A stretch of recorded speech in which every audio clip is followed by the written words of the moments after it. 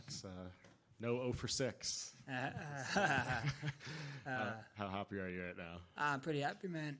Like I said, though, it sucks, I came in here to be spoiler. That's what I'm going to do. But it sucks to do it against a man like that, Like, I had to do it for against Korean Zombie. Now I do it against Dustin. This guy's just great people, Forget what they did in the fight game. They're just great human beings, man. They're just great people. And I got nothing but love and respect for him, what he did.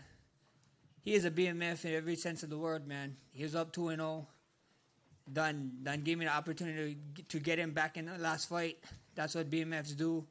And this guy got to walk out with Weezy, bro. He got Weezy to put the belt on us, so that's pretty amazing. Yeah, definitely. How different did he feel in there compared to 2019? Maybe not obviously the first fight, but the second one. He stood crack. He stood hit hard as shit. You saw what happened in that third round. In the first round, too, I was like, oh, yeah, I got him. And then I was like, what the hell, bro? This guy kept coming back. I kept forgetting that this is a retirement fight. His name is The Diamond. So I'm happy we got to give the guy the 5-round roar. I hope you guys gave shit to Dustin. Not Dustin, but to Dana. How the hell did we not get fight of the night, bro? What is he thinking, bro? Come on, Dana. Yeah, I said something to him. He He didn't give you an extra one, sorry. Would have been unfortunate, too, because I think Dustin's tied for the second most fight of the night, so it would have given him the record on the way out. But nevertheless, you got the win and handled it super gracefully. How hurt were you in that second round? And I guess how happy are you that you could show, all the questions about your chin, you can make it through a hard shot and come back, win the fight? I was pretty hurt, bro. I can't say nothing, At the end of the day, I was calm. I was cool. I was just chilling, so I was happy that we got it done over there. Yeah. If he didn't go for that guillotine and kept punching, would he maybe have you in real trouble there? I don't know. I don't know. I couldn't tell you, But when he grabbed my neck, I was like, not today, sir. Not today, bro. You ain't getting your bronze statue in front of your house. Not on me, bro. You already submitted my ass one time. Yeah, for sure. I guess how much did you learn from the Volkanovski trilogy that you were able to take and to apply to Fight 3 here? Nothing really, bro. It's totally different guys, I got to share the octagon with 3 guys, I thought with the Volk fight, Volk is just a different animal, you know what I mean? And that trilogy, I thought I did enough in the second one, but obviously I didn't. And then the third one happened, so it is what it is. That's just history now, There's no reason to be soaking in the past, or worrying about spilled milk. Yeah. Well, I guess speaking of the past and thinking of the future, though, Dana was asked about a potential fight with you and Ilya again, and said it would probably be the BMF and the lightweight belt this time around. How much of a statement do you feel you made that you are the next guy in line at lightweight? I've been telling you guys all week, man. This sport is about moments. This sport is about having moments. I'm glad I went here. I did this moment, and we see what happens. If it's Ilya, the ball is in UFC court. I'm down forever. If it's Ilya, it's Ilya. If it's the guy that he just beat, Oliveira, I have history with him. The whole top 10. There's a lot of fun fights for me here at lightweight, and I'm excited. And just recap the point down moment this time around. Dustin was saying you were both looking up at the clock. Yeah. When I saw Dustin looking at the clock, I heard my corner say 30 seconds. And I saw Dustin looking at the clock. I was like, this motherfucker's going to try to point down before me. You know what I mean? So I'm glad he let me do the point down. We did it, and that was fun. And he kind of admitted you got the better of it, and he was forced to clinch up with you. So 2-0, 3-0 on the point downs, I guess you are. It is. Yeah, it is what it is. How? It looked like it was a big part of the game plan, but how important were those body kicks for you tonight? It was huge. I think so. The body kicks was the game changer, man. I think I landed some good ones, and he was saying too, oh, that was a good one in there. So at the end of the day, I think those body kicks help a lot. Yeah. When we just saw you at this weight, and you said about, this camp, you really didn't have to worry about going back down and all that sort of stuff, so you could put on more size. It did look like you were hitting harder than perhaps we've seen you hit before. Did you feel stronger in there?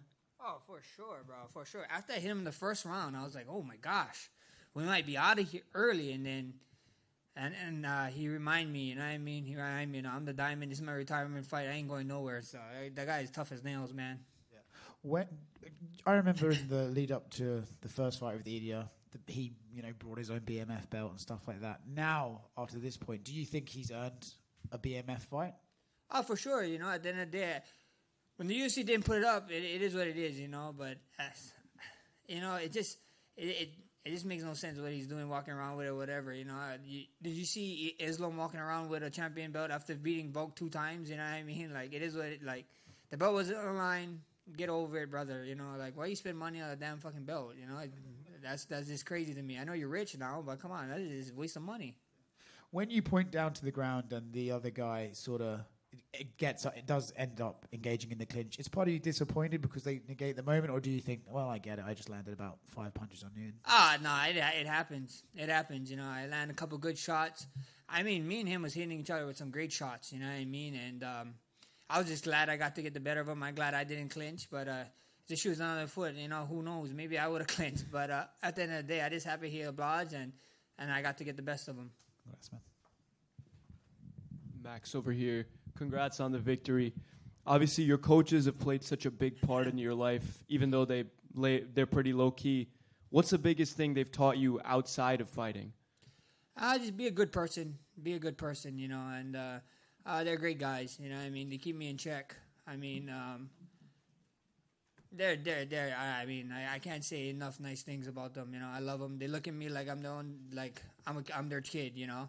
I met these guys. They're all 10 plus years older than me, and I met these guys when I was a young kid, when I was 19, 20, and look at me like I'm a child to them. So I got nothing but love for them, man. I owe them a lot. Congratulations. Thank you. Max, back here.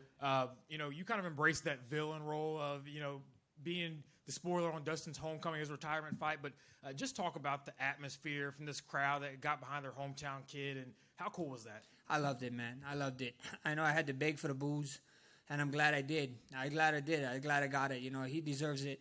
Like I said, if this was in Hawaii, brother, you guys getting booed, you know. I was just talking to Chris Weidman. Chris Weidman, he married a girl from my part of town, Waianae, but like more specific, when my wife is from Macau. His wife is from Macau.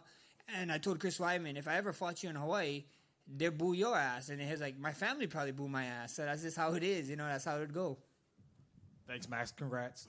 Max, just one quick one. One thing that stood out about me after the fight was your son. He came into the cage. He went right up to Dustin, shook his hand, gave him a hug.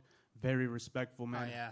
How important is it for you to raise your son just like that, to be super respectful within the sport? Awesome. I think my son's a better person than me, to be honest. You know, he got his mother that takes really good care of him, my wife, Alessa, and he's a great human being, you know. And finally, at least the last time we saw him, he was crying. So I guess he got to get one back, at least hugging Dustin, not crying. Thank you, man. Thank you, guys. Ain't no funeral like I told you guys.